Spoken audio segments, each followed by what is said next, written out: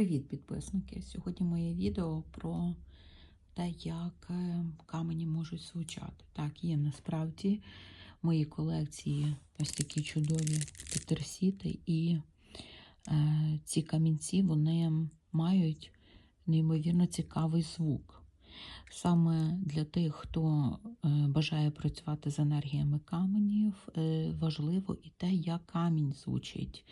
Не лише те, що ви відчуваєте на дотик, що ви бачите, які кольори, які переливи є в цього каменя, а ще його магічні властивості – це звук.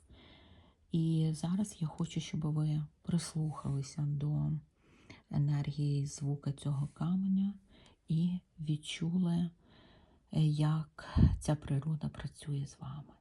Насолоджуйтесь.